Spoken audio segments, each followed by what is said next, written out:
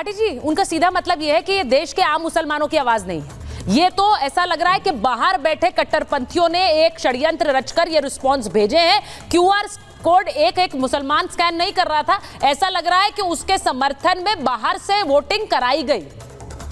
नहीं, मैं इस दावे का ना तो समर्थन कर सकता हूँ, हाँ। खंडन कर सकता हूँ, क्योंकि मेरे पास कोई पुख्ता जानकारी नहीं है। सही बात। इसलिए मुझे अनावश्यक टिप्पणी नहीं करनी चाहिए। ठीक है। लेकिन वक्फ बोर्ड पे जो बिल लेकर आया जा रहा है, जो जेपीसी के अधीन है, मुझे ये पूरा विश्वास है कि जब भारतीय जनता पार्टी लेकर आ रही थी तब तो हमें संदेह था कि उसका जो ड्राफ्ट है वो ठीक नहीं है। ठीक है। लेकिन अब क्योंकि वो जेपीसी के पास है तो जेपीसी उसमें सोच विचार करके जो भी राष्ट्र हित में होगा और जो जनहित में होगा उस ऐसा ड्राफ्ट लेकर आएगी।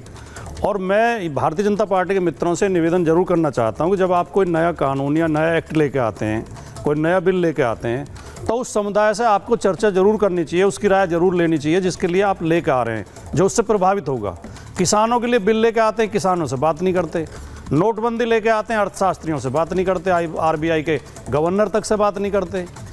वो अग्निवीर योजना लेके आते हैं, सेना के अधिकारियों से बात नहीं करते, सेना जो रक्षा विशेषज्ञ उनसे बात नहीं करते।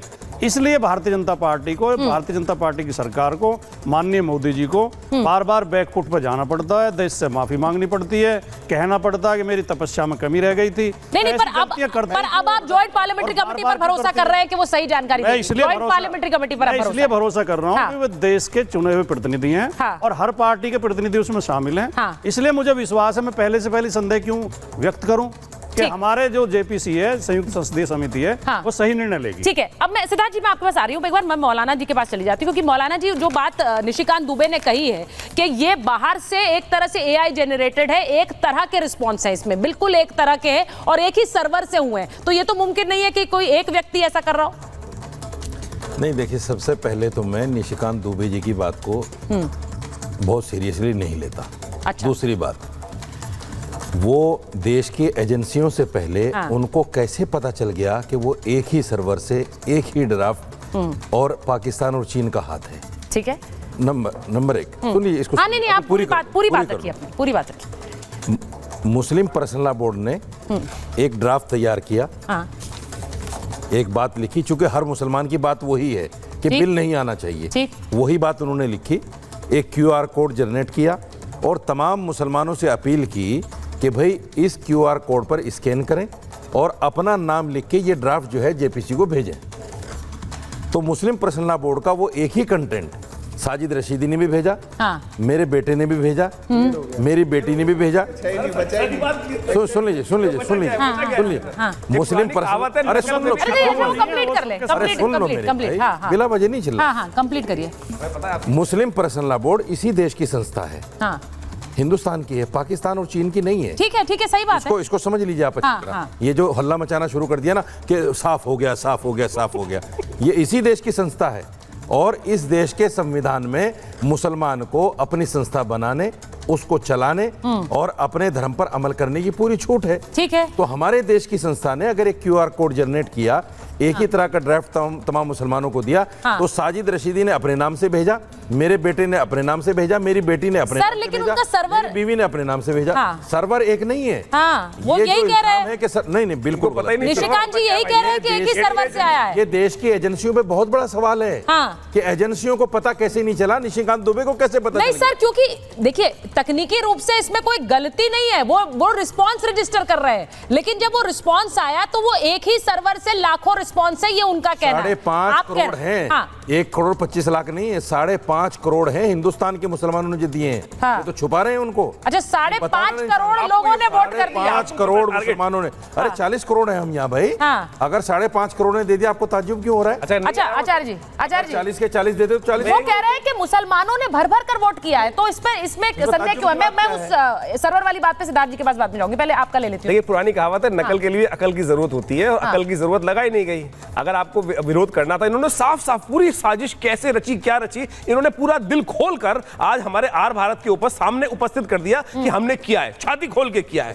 जो आज दिल्ली में किया है वो भी छाती खोल के बता रहे हैं। स्थिति है, अरे आपने बोल दिया ना, आर भारत में आपने सारी बात दिल खोल के कह दिया। अरे आपका भी है भाई, उनका भी है, आप भी बोलिए, हम थोड़ी मना कर रहे हैं। और बीजेपी का हो गया, हम भी तो कह रहे हैं। अगर तो यहाँ कोई किया ही नहीं ऐसी कोई बात नहीं है मौलाना साहब, उन्होंने कहा, हमारे उन्होंने अपना मान के कहा, आप भी अपना मान के आर अरे भारत भाई, से जुड़े हुए हैं, आप आर भारत से ये देख लीजिए, हो गया, ये तो अलग ही, ये पक्का हो गया। मौलाना साहब, आज इन्होंने मान मौलाना लिया साहब अलग ट्रैक साजिश पे कहाँ से चल रही है। मौलाना साहब अलग ट्रैक पे नहीं, साजिश कहाँ से चल वो रही है। सिद्धार्थ जी का भी है, वो भाटी जी का भी है। आर हम भारत तो जो सब है, नहीं नहीं आरएसएस और बीजेपी का है। ट्रैक मत बदलिए, हाँ, वास्तविक तौर पे कहां से कहां। हाँ बिल्कुल सही, बिल्कुल भारत सही। सबका है भाई, भारत राष्ट्रीय, भारत राष्ट्रीयता है, राष्ट्र बोलिए। सर्वोपरि है। आपने और भारत अगर आप भारत राष्ट्र के को लिए मानते ही बोला नहीं, आपने। और आज वो वास्तविक तौर पे हो गया दिल्ली भारत में। के लिए बोला। महारानी लक्ष्मीबाई को नहीं मानते अपना, ये हाँ। वो अपने उद्देश्य नहीं मानते। यानी आज माननीय न्यायालय ने, उच्चतम न्यायालय ने, उच्च न्यायालय ने जो बात कही ना, अरे भाई महारानी लक्ष्मीबाई किसकी थी?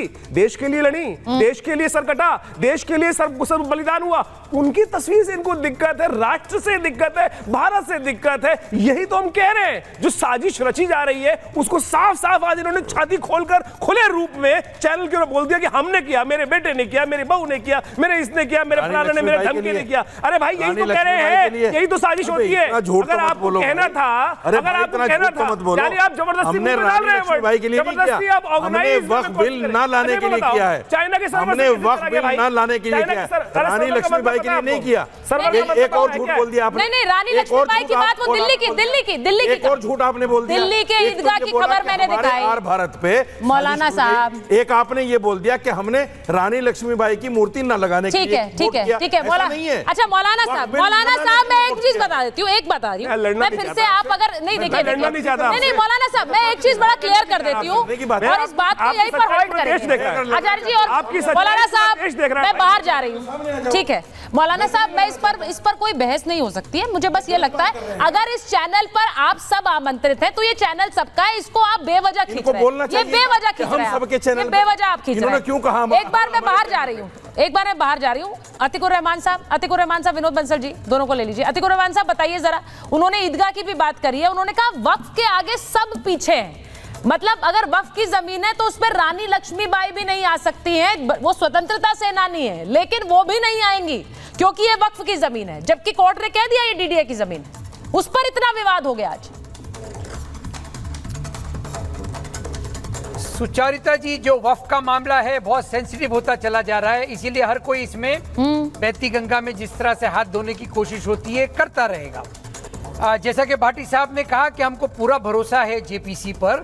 जेपीसी के चेयरमैन साहब का जो बयान आया है उनको काफी सुलझे हुए मामला दिखाई दे रहे हैं, डिस्कशंस दिखाई दे रहे हैं। और अगर इसमें कोई बाहरी ताकतों ने ये कोशिश की है तो साइबर क्राइम में आता है, जेपीसी उसकी इंक्वायरी करा लेगी।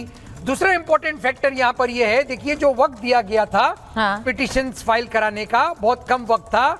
उसके मुकाबले में 2-3 साल पहले जब इसके ऊपर कॉमन सिविल कोड के ऊपर लॉ कमीशन ने जब पिटिशंस मंगाए थे तो हमने हमारी मस्जिदों में, हमारे घरों में, हमारे एरियाज के अंदर बाकायदा पेपर फॉर्म में पिटिशंस फाइल करके लॉ कमीशन को भेजे थे। अभी इतना वक्त नहीं था, इसीलिए ये प्रोसेस को सिंप्लीफाई किया गया था। ईमेल के थ्रू क्यूआर कोड बनाकर अपने नाम के साथ में उस पिटिशन को हमने फॉरवर्ड किया। अब इसके अंदर अगर किसी को कोई डाउट है, अगर कोई बाहरी ताकतें हैं, चाहे वो कितनी भी हो, कम ज्यादा, उनको जेपीसी अलग कर देगी। यहाँ पर सवाल ये है कि जो अमेंडमेंट्स लाए गए हैं, अगर बीजेपी के स्पोक्स पर्सन सिद्धार्थ जी मेरी इस बात का जवाब दे सकें, जो कि अब तक बीजेपी स्पोक्स पर्सन ने नहीं दिया है, उसके अंदर जो एक क्लॉज है, वो क्लॉज के तहत अगर 3 महीने के अंदर किसी भी प्रॉपर्टी को साबित नहीं किया गया कि ये वक्फ है या नहीं, तो सरकार उसको अपने ताबे में ले लेगी, क्योंकि किसी कोर्ट में किसी भी तरह से अपील में नहीं जा सकता, चैलेंज नहीं किया जा सकता। क्या ये सही है?